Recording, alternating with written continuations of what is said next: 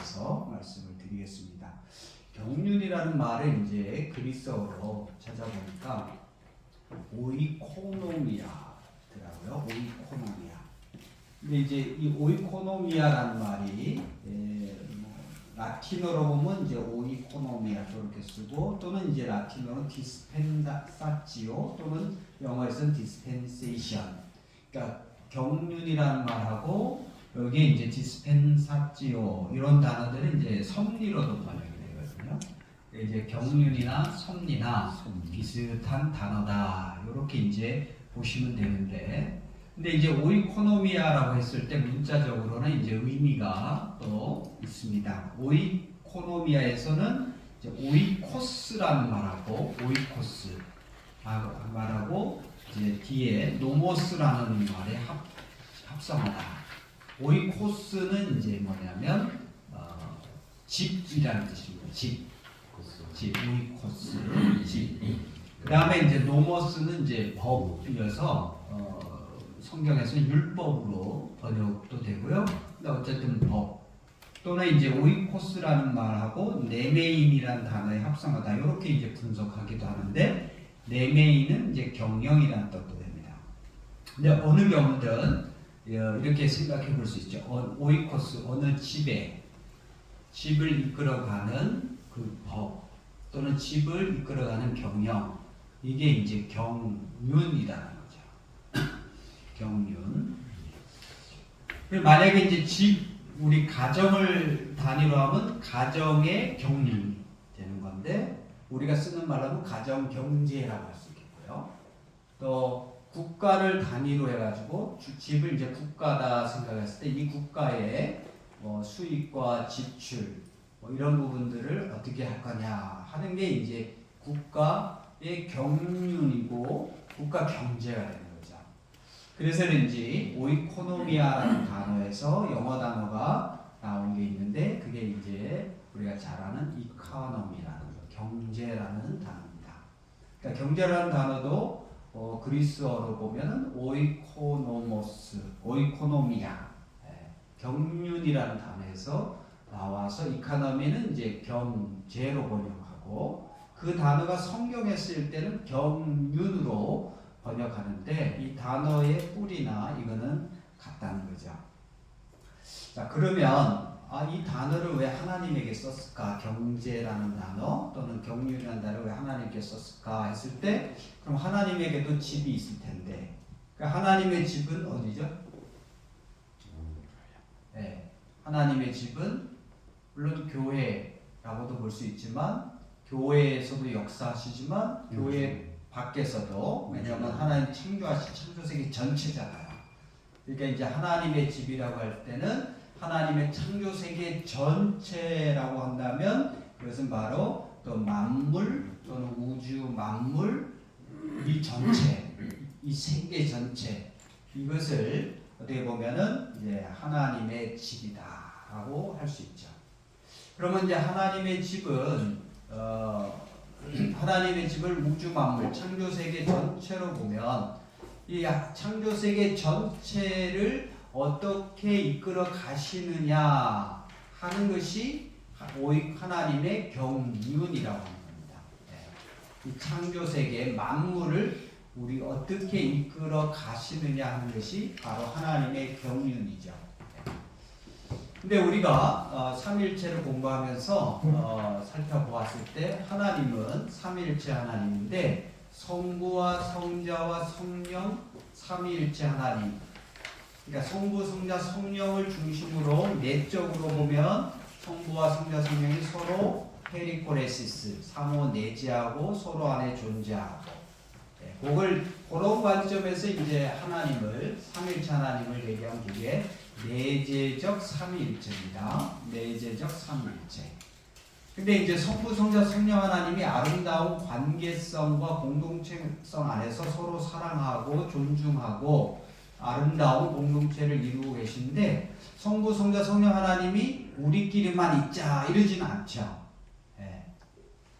왜냐하면 우리의 형상을 따라 우리의 모양대로 사람도 창조하시고, 또 사람이 살아갈 이 창조 세계를 또 만드시고, 그렇기 때문에 성부, 성자, 성령 하나님 내적으로만 계시는 것이 아니라 그건 내재적 삼일체인데요. 이 내재적 삼일체 하나님은 안으로만 계신 게 아니라 반드시 밖으로 즉 세상을 향해 창조하시고 또 창조 세계를 이끌어 가시는 그런 하나님이죠. 그래서 하나님의 관점에서 안으로 보면은 내재적 삼일체. 근데 하나님의 관점에서 이 세상을 향해서 어떻게 움직이시냐 하는 게 경륜적 삼일체입니다. 그래서 요거는 이제 용어상으로는 조금 딱딱하지만 경륜이라는 말을 이제 우리가 이해하면 그렇게 적용할 수 있습니다. 즉 경륜이라고 하는 말은 하나님 안에서만 머물지 않고 세상을 향해서 하나님의 집인 창조 세계를 향해서 열려 있고 어떻게 할까, 어떻게 돌볼까 이렇게 하는 것이 바로 하나님의 경륜인 거죠. 그래서 이제 저희가 삼일체 하나님을 묵상하면 참 많은 점들을 묵상할 수 있는데요. 하나님의 존재는 일단은 한 개 하나님이 아니고 그렇다고 삼신도 아니고 한 분 하나님이시지만 성부, 성자, 성령으로 계시는 내재적 삼일체 하나님이시지만 그 안에 머물지 않으시죠. 그 안에 정체되지 않고 그 안으로 폐쇄되어 있지 않아요. 오히려 세상을 향해 그래서 세상을 창조하시고 또 세상을 돌보시고 이끌어 가시는 이런 점에서 이제 개방적이고 포용적이고 또 삼일체 하나님의 아름다운 관계에 따라서 하나님의 형상대로 사람을 창조하셔서 이 사람도 또한 관계 속에서 공동체 속에서 살아가도록 이런 원리를 생각했을 때요. 우리가 이제 아무리 좋은 모임이라도 그 안에서 우리끼리 이렇게 돼버리면 굉장히 좋긴 하겠지만 시간이 지날수록 정체되고 적체되고 그 안으로 응집이 되어버리면 밖에 있는 사람들에게는 어떻게 되냐면 굉장히 배타적이 되기 쉬운 거죠. 사실 이제 하나님께서 교회를 세우신 것도 하나님의 형상을 닮은 우리를 회복하셔서 교회로 모이게 하셨는데 교회에서 열심히 기도하고 복음 전하고 말씀 공부하는 건 좋은데 만약에 교회 안에 머물게 되면 그것이 그 교회가 좋은 듯 하면서도 시간이 지나면 어떻게 보면 그 사회에서 굉장히 배타적인 공동체 그러니까 세상 사람들이 볼 때는 자기들끼리 참 좋은데 우리랑 무슨 상관이 있느냐 이런 생각을 하기가 쉬운 거죠. 그러니까 이제 교회는 두 가지 이 기능성을 다 가질 필요가 있습니다. 하나님을 중심으로 잘 믿으면서도 동시에 이 좋은 것을 마을 공동체하고 세상 공동체하고 항상 나눌 수 있도록 그렇게 하는 것이 이제 좋은데 그런 비전을 이제 저는 경륜에서 찾아볼 수 있겠습니다. 예수님께서 요한복음 17장에서 하셨던 대제사장적 기도도 물론 영적인 원리로도 우리가 해석할 수 있지만 이런 관점에서 좀 폭넓게 본다면 예수님의 그 기도의 마음에도 이게 담겨 있는 거죠. 아버지여, 아버지께서 내 안에, 내가 아버지 안에 있는 것 같이 이게 페리코레시스의 삼일체 하나님의 모습이죠. 그들도 다 하나가 되어 우리 안에 있게 하사 하나님께서 부르신 자들을 또 있게 하시지만 또 거기만 있는 게 아니라 또한 세상으로 아버지께서 나를 보내신 것을 믿게 하옵소서. 그래서 세상도 또 하나님의 삼일체 참여할 수 있도록 굉장히 하나님 입장에서 계속 열린 그런 오픈된 마음을 갖고 계시는 것이죠. 자, 그런 점에서 경륜 삼일체 하나님의 모습을 생각할 때 그럼 경륜이 어떤 거냐 할 때 물론 세상을 향해서 하나님께서 이끌어 가시는 그게 이제 경륜이라고 했죠. 근데 이 경륜의 비전 그리고 목적을 생각할 때 저는 그 다음에 나오는 구절에 통일이라는 말에 주목합니다. 통일. 9절 그 뜻의 비밀을 우리에게 알리신 것이요 그의 기뻐하심을 따라 그의 그리스도 안에서 때가 참 경륜을 위하여 예정한 것인데 하늘에 있는 것이나 땅에 있는 것이 다 그리스도 안에서 통일되게 하려 하심이라. 통일되게 하려 하심이라. 제가 이제 몇 년 전에 장신대 남북한 평화신학 연구소 또 소장으로 잠시 이제 봉사하면서 우리 장신대 안에는 탈북민 학생들이 한 20여 명이 재학생이 있습니다. 하여튼 학부에 그다음에 신대원에 또 대학원에 탈북민 학생들이 북한 이탈 주민 학생들이 한 20여 명 재학을 하고 있거든요. 또 졸업하신 분들도 한 40-50명 돼서 장신대 중에 탈북민 재학생과 동문만 해도 60-70명 이렇게 됩니다. 그래서 이제 그때 제가 그분들 많이 이렇게 만나서 그분들하고 많은 얘기를 나눴고, 아마 그때 이제 그런 사역을 하면서 학교에서 또는 이제 학교 밖에서는 이제 숭실대도 이런 과정이 있으니까 갔다 오고 아마 그래서 제가 정규재 목사님하고 다시 제가 어디서 뵀죠 했더니 아마 숭실대에서 큰 행사할 때 같이 뵀던 것 같아요. 제가 기억이 선명지는 않았지만 정 목사님하고 다시 통화하고 했을 때 정 목사님 전화 하신다니까 그때 뵀는데 제가 이제 인지를 못하고 있었다가 목사님 말씀하셔서 그랬군요 이렇게 됐습니다. 아마 그때 있으면서 제가 이제 남북한 통일, 평화 통일 또는 통일 선교 할 때 이 통일이란 말에 조금 더 깊이 생각을 했던 것 같아요. 그러면서 이제 의미가 좀 더 생각이 되는데요. 통일대개하다라는 말을 그리스어로 찾아보니까 그리스어로 아나케팔라이오 이 동사에서 나온 거예요. 그러니까 아나라는 말은 아나타시라는 말이고요. 그 다음에 케팔레라는 말은 머리예요. 머리. 예수 그리스도는 교회의 머리시다 할 때 그 케팔. 자, 아나 케팔레 다시 머리. 그 다음에 이제 여기 동사화 시키니까 다시 머리로 인정하고 삼다 이렇게 되는 거죠. 그러니까 요거를 통일이라는 말의 문자적인 의미는 다시 머리됨으로 삼다 이거예요. 근데 이제 그 앞에 있는 구절이 뭐냐면 모든 것이 하늘에 있는 것과 땅에 있는 모든 것 만물이 그리스도 안에서 통일되다는 거잖아요.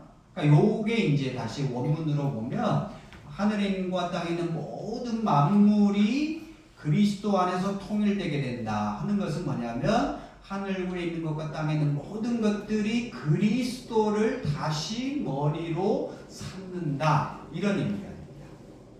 그러니까 만물이 이 사회의 모든 영역들이 예수 그리스도를 우리의 삶의 원리로 머리로 다시 삼는다는 거죠. 여기서 이제 머리하고 원리라는 말은 제가 이제 이 책의 1장에서 태초에라는 말에서 제가 또 설명을 했었는데요. 태초에라는 말이 창세기 1장 1절, 요한복음 1장 1절인데 우리는 그냥 하나님이 창조하셨지 하고 태초에는 그냥 싹 지나가 버리죠. 조금 묵상한다면 뭐 그게 몇천 년 전이든 또는 몇십억 년 전이든 그거는 잘 모르겠지만 어쨌든 하나님이 창조하신 과거 먼 옛날 그때 태초에 하나님이 창조하셨다. 이렇게만 이제 태초에를 생각하는데요. 요한복음 1장 1절을 원문으로 보니까 태초에라는 말이 영어로는 in the beginning으로만 되어 있습니다. 그러니까 시작에, 처음에, 시간적인 개념이죠. 그런데 그리스어로 아르케라고 되어 있는데 아르케라는 단어가 굉장히 중요한 단어예요.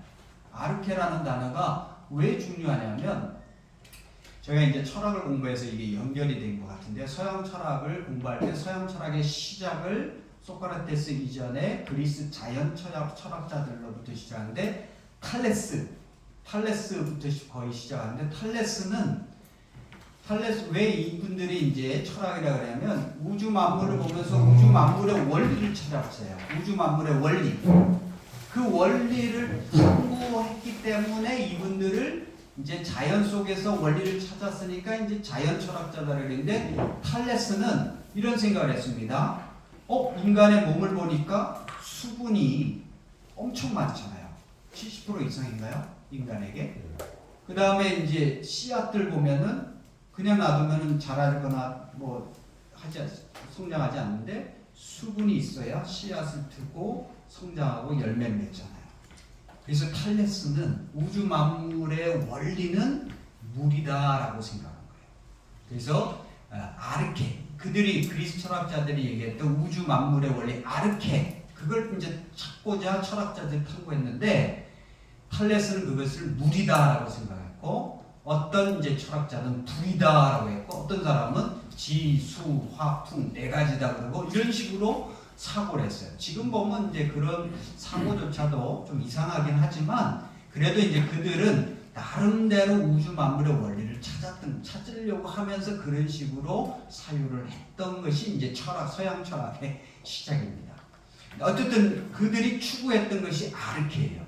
근데 요한복음 1장 1절에 엔 아르케라고 하는 말이 단순히 in the beginning, 시작의 처음에라는 말만 있는 게 아니라 원리적인 면에서 볼 때 말씀이 있었다, 로고스가 있었다. 그 말씀은 예수 그리스도다. 그러니까 요한복음 1장 1절이 엄청난 선언을 하고 있습니다. 2000년 전에 그리스 로마 문화 속에서 우주 만물의 원리를 찾는 많은 철학자들과 엘리트들에게 요한복음은 야, 너희들이 우주 만물의 원리를 찾지만 물에서도 찾고 불에서도 찾고 다른 것을 찾지만 그게 아니고 로고스이신 말씀 예수 그리스도가 이 세상의 원리다. 그 얘기를 요한복음 1장에서부터 해주는 거예요. 그래서 그런지 라틴어 성경으로 제가 보니까 요한복음 1장 1절이 어떻게 번역하면 in principio라고 되어 있는데 이걸 영어로 그대로 하면 in principle, principle 원리잖아요. 원리. 예, 그러니까 라틴어 성경이 오히려 번역을 잘한 거 아닌가 이런 생각이 듭니다. 그러니까 요한복음 1장 1절에서 아르케라는 단어를 쓰고 프린시피아 원리라는 단어를 씀으로써 예수가 우리의 삶의 원리다 이렇게. 그래서 저는 이런 묵상을 하니까요. 요한복음 2장에 예수님이 하신 첫 기적이 저한테는 기가 막히게 이렇게 해석이 되는데요. 갈릴리 가나 혼인잔치에서 물을 포도주로 바꾸셨잖아요. 물을 포도주로 바꾸신 것은 물론 우리 인생사에서 가장 중요한 결혼이라고 하는 그 잔치에서 좀 난감한 상황을 극복하게 해주시고 해결해 주심으로써 우리 삶의 주관자의심을 보여준다 이런 것도 되는데 그 과정에서 물을 포도주로 바꾸셨잖아요. 물은 어떻게 보면 탈레스처럼 그리스 철학자들 중에 일부가 물은 우리의 삶의 원리다라고 생각했었는데 예수님이 바꿔주신 이 기적의 의미는 야 물이 우리의 삶의 원리가 아니고 포도주 예수님의 몸과 피 십자가 사건 이것이 우리 삶의 원리다. 저는 이게 요한복음 2장 갈릴리 가나 혼인잔치에서의 기적이 좀 더 상징적으로 해석을 해보면 이런 의미가 있는 게 아닌가 이런 생각을 하고 있습니다. 과연 요한복음 전공자나 또는 이제 주석을 하신 분들이 이게 맞는지는 모르겠지만 제 조직신학은 좀 더 자유로우니까 이런 관점에서 해석을 하면 그래서 이제 여기 다 그리스도 안에서 통일되게 한다는 말의 의미는 이런 의미인 거죠. 하늘에 있는 모든 것과 땅에 있는 모든 것. 여기는 그 우주 만물 전체도 포함하고 인간의 삶의 원리, 가정, 교회, 학교, 사회 이 모든 영역들의 원리, 문화, 예술, 과학까지 이 모든 것들이 그리스도 안에서 즉 그리스도를 다시 머리로 한다는 것은 또 우리의 삶의 원리로 인정하게 하도록 하는 거라는 거죠. 통일이라고 하는 것은 단순히 야 우리 하나가 되자 이런 것이 아니고 남북 통일이라고 하는 것은 단순히 하나가 되자 이런 뜻이 아니고 남한에서 한국에서의 모든 사람들이 예수님을 우리의 삶의 원리로 인정할 때 또 북한도 마찬가지죠. 북한에 있는 모든 사람들이 하나님이 우리의 삶의 원리다. 주체사상이 우리의 삶의 원리가 아니라 하나님이 예수님이 우리의 삶의 원리다. 인정할 때 진정한 통일의 모습이 있는 거다. 이렇게 이제 저는 해석을 해본 적이 있었거든요. 그러니까 이제 이런 걸 좀 확대하면 바로 하나님의 경륜은 하나님께서 이거를 다 어떻게 창조하신 이 세계를 이끌어 가시는 건데 그 이끌어 가시는 것의 구체적인 모습은 뭐냐면 창조하신 세계가 죄와 타락으로 해서 문제가 있는데 이걸 회복해야 되는데 회복하는 과정에서의 구체적인 목적과 비전은 삶의 모든 영역들이 예수님을 삶의 원리로 다시 인정하고 그 머리로 고백하는 일들이 일어나는 것, 이것이 바로 경륜 안에서 일어나는 통일의 모습이다라고 생각합니다. 자, 근데 하나님은 이런 이제 경륜을 가지고 계시고 그 통일의 비전을 갖고 계시는데 이것을 어떻게 이루어 가시느냐 하는 게 또 굉장히 중요한 겁니다. 우리가 이제 경륜과 그 목적과 비전이 있더라도 우리가 어떤 방식으로 하느냐, 여기 뭐 다양한 방식이 있겠죠. 뭐 여러 가지 전략과 접근들이 있겠지만 하나님께서 그 경륜을 이루어 가신 그 경륜의 비전을 이루어 가시는 구체적인 방식은 뭐냐면 성육신이라고 합니다. 성육신. 하나님께서 창조하신 이 세계를 다시 회복하여 이 창조세계 모든 곳곳에서 하늘과 땅의 모든 것들이 예수 그리스도를 머리로 다시 인정하도록 하려고 하는데, 사실 하나님이 전능하신 힘이 있다면 그냥 뭐 버튼 하나만 딱 누르고 야 니네 말 안 들어? 다 혼날래? 나 버튼 하나 누르면 니네 다 큰일 나거든? 내 말 들어. 아니면 뭐 슈퍼맨처럼 강력한 힘을 이렇게 할 수도 있는데 그렇게 안 하신 거죠. 하나님의 방식은 성육신이다. 왜 성육신이라고 제가 말씀드리냐면 오이코노미아라는 단어가 우리가 지금 경륜, 경제로 번역하지 않습니까? 근데 초대교회에서는 이 하나님의 경륜, 경제, 오이코노미아는 단어를 쓰면서 이 단어를 뭘 가리키는 썼냐면 성육신. 초대교회.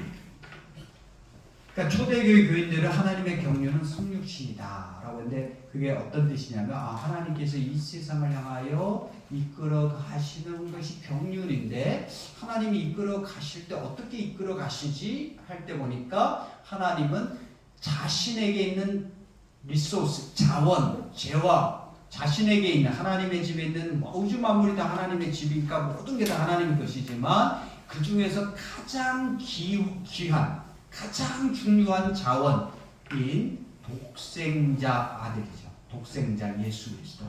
그 아들을 이 세상에 내어 보내심으로써 아들을 그의 성육신하게 하심으로써 또 이 세상에서의 사역을 통해서 구원 회복의 길로 이끌어 가시잖아요. 그렇기 때문에 초대교회에서는 하나님의 경륜을 생각할 때 그 경륜은 곧 성육신이다 이렇게 생각합니다. 저는 이게 굉장히 중요한 의미가 있다 생각이 들고요. 그 다음에 빌립보서 2장 5절에서는 요 구절 한번 읽어보겠습니다. 그는 근본, 시작. 그는 근본 하나님의 본체시나 하나님과 동등됨을 취할 것으로 여기지 아니하시고 오히려 자기를 비워 종의 형체를 가지사 사람들과 같이 되셨고 사람의 모양으로 나타나사 자기를 낮추시고 죽기까지 복종하셨으니. 네, 여기에서 이제 성육신의 모습을 빌립보서 2장에서는 이런 식으로 설명을 했습니다. 이렇게 이제 설명할 때 자기를 비워 원래 하나님이신데 자기를 비워 종의 형체 인간의 모습으로 오시고 순종하시고 죽기까지 하셨다 할 때 자기를 비워 이 자기를 비우다라는 말이 동사인데 그걸 명사로 하면 케노시스가 됩니다. 케노시스. 그래서 이 단어는 이제 많이 알려져서 그냥 우리 크리스천들 가운데도 케노시스 뭐 이렇게 많이 쓰긴 하더라고요. 영어로 그대로 보면 self emptiness, 자기를 비우다. 예수님의 성육신을 이렇게 자신을 비운 모습으로 강조해서 예수님을 설명하는 게 이제 케노시스 기독론 또는 자기 비움의 기독론, 겸허적 기독론 또는 겸비적 기독론이죠. 자, 경륜이 그 집에 있는 모든 자원들을 어떻게 사용할 거냐인데, 하나님은 이 세상 우주 만물의 모든 게 다 하나님의 자원이지만, 재화이지만 그 재화를 어떻게 사용하시는 것 중에 핵심은 자신이 가장 소중하게 여기시는 자신의 아들을 내어주셔서, 아들을 내어주시고 보내심으로써 경륜을 이루어 가신다는 거죠. 하나님의 입장에서는, 하나님 아버지 입장에서는 자신의 아들, 가장 귀한 자원을 내어주시는 거죠. 나를 위해서라기보다는 세상을 위하여. 또 아들의 입장에서는 아버지와 동등되신 분이지만 동등됨을 여기지 않고 자신을 비워서 또 세상으로 오시잖아요. 성육신 하시잖아요. 그리고 공생에 사역하시고 십자가의 길을 가시고, 그리고 십자가에 죽으셨지만 부활하셔서 그런 과정을 통해서 우리를 다시 믿음의 길로 불러주시고 회복해 가시잖아요. 이런 점에서 보면 하나님은 엄청난 전능, 전지, 전선, 이런 힘과 능력이 있음에도 불구하고 하나님께서 이 세상을 이끌어가는 경륜의 방식은 굉장히, 어떻게 보면 우리가 생각했을 때는 저렇게 갖고 되겠냐? 저렇게 갖고 경륜이 이루어지겠냐? 이런 방식인데, 그러나 하나님의 방식은 강제적인 방식이나 강압적인 방식이나 어떤 기계적인 수단이나 폭력적인 수단이 아니라 오히려 우주 만물 전체를 사랑하고 또 존중하고 또 이렇게 하심으로써 우리에게 믿음의 길로 초대하시지만 또 우리가 어떻게 반응할지 기다리시고 각자의 그걸 존중해 주시잖아요. 그런 점에서 보면 하나님의 경륜은 굉장한 비전인데, 이 비전을 이뤄가시는 방식은 굉장히 삼위일체 하나님의 아름다운 관계성과 공동체성이 반영되고 있다라고 합니다. 자, 그러면 이제 우리는 이제 이렇게 오신 예수님, 성육신하신 예수님을 통해서 예수님 믿고 고백하고 세례받고 예수님과 연합한 자가 되고, 또 예수님과 연합하여 성찬에 참여하면서 예수님의 피와 몸과 살을, 피와 살을 먹고 마심으로써 또 그 커뮤니언, 성찬에 참여함으로써 삼일체 하나님의 그 안에 참여하죠. 우리가 이제 삼일체 하나님과 동등하게 된다는 건 아니지만 삼일체 하나님의 아름다운 공동체에 우리가 초대받고 부름받아서 거기에 참여하면서 이 세상이 다시 회복되는, 에덴 동산처럼 회복되는 그런 일인 거죠. 자, 그럴 때 이제 우리가 어떻게 살아가야 되느냐 할 때, 우리 크리스찬들의, 이 세상에 있는 사람들의 삶의 비전은 바로 하나님의 경륜에 참여하는 거죠. 하나님의 경륜에 참여한다는 것은 물론 예수님을 잘 믿고 또 예수님을 잘 선포하고 또 예수님께 우리가 간절히 기도하는 이런 신앙의 모습이 당연하고요. 거기에만 머무는 게 아니라 더 나아가서 그럼 이 세상을 향하신 하나님의 경륜의 비전에 우리가 또 어떻게 더 참여할 수 있느냐라는 관점에서 생각해 볼 때, 우리가 또 각자의 영역에서 학교든 가정이든 세상이든 또 회사든 직장이든 각자의 영역이든 문화, 예술 또는 과학, 학문의 모든 영역에서 이런 예수님을 믿는 자로서 참여할 수 있다는 거죠. 저는 이제 CBMC 요번에 이제 강서주에 CBMC에 처음 오면서 CBMC가 이제 이렇게 모이시고 이렇게 하는 걸 처음 알게 됐다고 그랬잖아요.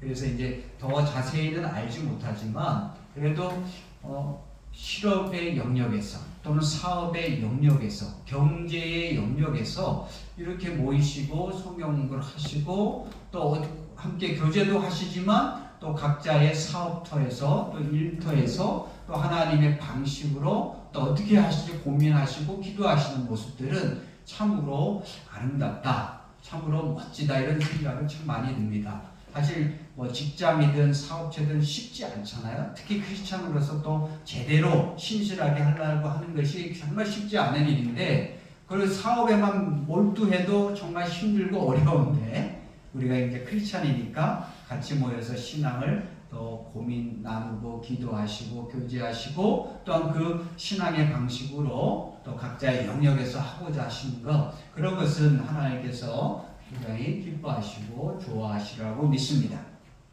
근데 이제 저는 이제 제가 사실은 뭐 각자의 영역에서 어떤 일들이 있지 구체적으로 잘 알지 못하지만 그래도 이제 조금 더 논리적으로 생각해 보면 그럼 우리가 하나님이 우리를 예수님을 믿고 구원받은 자로서 더 살아가게 하셔서 너무나 감사하고 기쁜데 그러면 우리가 이제 여기에서 더 나가서 복음 선포하고 전도하고 선교하고 이런 일도 하지만 또 우리에게 맡겨진 삶의 모든 영역에서 어떻게 우리가 살아가야 되느냐 했을 때 그것이 바로 하나님께서 이 세상을 향하여 갖고 계신 경륜과 그 비전 그리고 그 방식에 우리가 참여하는 자로서 가는 거잖아요. 자, 그렇다면 이제 중요한 차이점이 이제 우리에게 있어야 되겠다 이런 생각이 듭니다. 그래서 이제 경륜이라는 단어가 한편으로 성경에서는 경륜, 세상에서는 경제로 번역되는데 제가 경제를 잘 모르지만 그래도 이제 우리가 뭐 교과서에서 배운 대로 보면 경제라든지 또는 일단 사업체나 회사라든지 이런 데 보면은 어쨌든 기본적인 목적은 뭡니까? 이윤 추구잖아요. 이윤 추구. 그것은 이제 나를 위한 거죠. 나의 회사를 위한 거고 나의 직장을 위한 거고. 그게 이제 어떻게 보면 경제 영역에서 있는 거라면 근데 하나님의 경제, 하나님의 경륜의 목적은 하나님이 내가 이득을 취하기 위해서 하나님이 내가 이윤을 추구하기 위해서 세상을 창조하시고 경륜해 가시는 건 아니잖아요. 하나님이 창조하신 것은 하나님의 좋은 것을 세상과 나누시고자 하신 거고 또 세상을 구원하신 것은 내가 구원해야 내가 많은 이득을 얻으니까 그게 아니라 오히려 세상을 이롭게 하시고자 하는 거. 그러니까 하나님의 경륜과 그렇지 않은 경제의 차이점의 중요한 차이점은 그 동기와 목적에 있어서 하나님은 자신의 유익보다는 나누고자 하시는 거고 세상의 사업체는 어쨌거나 내가 이윤을 추구해야 사실은 또 그게 맞는 얘기죠 현실적으로 그렇지만 어쨌든 그 동기와 목적이 어쨌든 내 이익을 추구하는 것을 극대화하는 것으로 이제 가는 것에 차이점이 있는데 그런 점에서 이제 우리가 크리스천으로서는 어떻게 좀 하나님의 경륜에 참여하기 위해서는 어떻게 생각을 해야 될까? 자신의 이익에 추구하기보다는 자신이 아닌 타자, 남, 우주 만물 전체 유익을 위해서 하나님은 세상을 이롭게 하시기 위해서 움직이시고 심지어 자신의 재화, 자신의 자원 중에서 가장 아끼시는 것까지 내어주시면서 하나님의 경륜을 이루어 가신다라고 했을 때, 그죠? 그게 이제 또 어떻게 보면 요한복음 3장 16절에서는 우주 만물을 향한 세상을 향한 하나님의 사랑 아가페죠. 하나님이 세상을 사랑하사. 그 세상이 이제 코스모스고요. 사랑하사 아가페의 사랑이죠. 그런 점에서는 이제 우리가 하나님의 경륜에 참여하는 자로서 살아갈 때 어떤 동기와 목적과 비전과 방식을 가져야 되는지에 대해서는 조금은 고민을 해봐야 될 필요가 있지 않을까 이런 생각이 듭니다. 근데 이제 저한테 적용하면 저는 어떻게 보면 뭐 신학교이지만 학문의 영역이잖아요. 신학이라고 하는 학문의 영역. 그럼 신학이라고 학문의 영역에서 저는 그러면 신학 연구하고 가르치면서 하나님의 경륜에 참여한다는 건 뭔가? 후학을 많이 기르고 학생들을 잘 가르쳐서 교회 사역하는 것도 좋은 방식이 되겠죠. 그러나 이제 그것이 저의 유익을 위한 거라면, 저의 이득을 위한 거라면 하나님께서 원하시는 경륜의 방식이 아니다라고 하는 거죠. 물론 하나님을 믿고 하나님을 더 깊이 알아가고 하나님을 그러기 위해서 열심히 연구해야 되는 건 맞는데 그것이 나의 유익을 구하기 위한 것으로만 돼버린다면 사실은 이제 어떻게 보면 신학교에 있지만 가장 세속적인 사람이 되는 거잖아요. 교회 사역하지만 교회를 위해서 하나님을 위해서 교회를 개척하고 교회를 많이 세웠지만 그래서 남들이 볼 때는 훌륭한 목회를 하고 계시고 대단한 목회를 하고 계시지만 그 마음속의 동기는 어쨌든 나의 유익을 위해서 나의 재산을 위해서 나의 부를 위해서 나의 권력을 위해서 움직인다고 그것은 하나님만 아시겠죠. 하나님 보시기에는 굉장히 안 좋은 방식이죠. 세상 사람들의 눈에는 대단하다고 할지 모르지만 하나님 보시기에는 야, 그건 내가 원하는 방식이 아닌데 이럴 수 있는 거죠. 그리고 이제 그런 예들이 뭐 요즘에 한국 교회도 여러 군데서 이제 나타나니까 이제 그랬어? 이런 거잖아요. 그렇기 때문에 이제 여러분들도 CBMC에서 모여서 이렇게 같이 기도하고 하시는 분들도 각자의 사업의 영역에서 그래서 이제 저는 좀 헷갈리긴 합니다. 왜냐하면 어쨌든 회상 그다음에 사업체는 이윤이 있어야 뭐 건물의 임대료가 주고 직원 월급 주고 그래야 뭐가 되는데 그거 안 되고서 어떻게 사업합니까? 이런 말을 하면 이제 저는 뭐 할 말이 없습니다. 그 현실을 잘 모르니까. 그렇지만 이런 과정이 좀 어려운 과정과 현실이 있음에도 불구하고 우리의 비전은 이런 하나님의 경륜에 참여하는 그 비전 또 참여하기 때문에 하나님이시라면 이 경륜과 경례를 어떻게 이끌어 가시느냐 했을 때 성육신과 케노시스 자기 비움의 모습으로 이루어 가시는 것 이런 모습을 우리가 더 묵상하면서 나가지 않으면은 자칫하면은 어떻게 보면 좋은 사업체를 이루지만 어떻게 보면 좋은 교회와 좋은 목회를 이루었지만 결국 그 속마음은 가장 세속적인 사람으로 되는 것은 아닌지 이런 이제 생각을 해봅니다. 이런 점에서 이제 우리가 경륜 단어가 경제하고 연결되기 때문에 저는 이제 원리적으로 이런 말씀 생각을 하고 좀 나눠보았는데 나중에 뭐 기회가 되시면 우리 총무님을 통해서 이게 현실에는 전혀 맞지 않는 얘기입니다.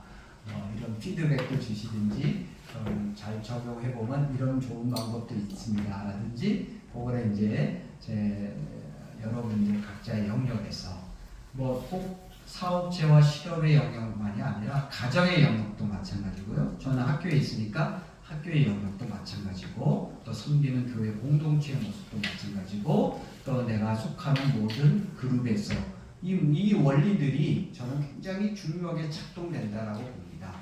특히 더 나아가서 이제 우리가 예수님을 믿고 또 믿는 자로 살아갈 때 교회 안에서뿐만 아니라 교회 밖에 우리 마을 공동체에서 또 내가 속한 전문 영역의 분야에서 나의 사업체 분야에서 즉 삶의 모든 영역들에서 하나님의 주권이 드러나되 또 하나님의 뜻이 드러나고 하나님의 경륜이 드러나되 하나님께서 원하시는 방식으로 모습으로 우리 크리스찬들이 잘 해나갈 때 진정한 나라의 통일 또 남북의 통일 또 세계의 통일 이런 부분들이 하나님의 비전으로 채워지지 않을까 이런 생각이 듭니다. 저는 이렇게 좀 나눴는데요. 또 혹시 여러분들은 각자의 영역에서 구체적으로 적용 실천하실 때 어떻게 하실지 기회가 된다면 좀 나중에 말씀을 드릴 수 있으면 좋겠습니다. 감사합니다.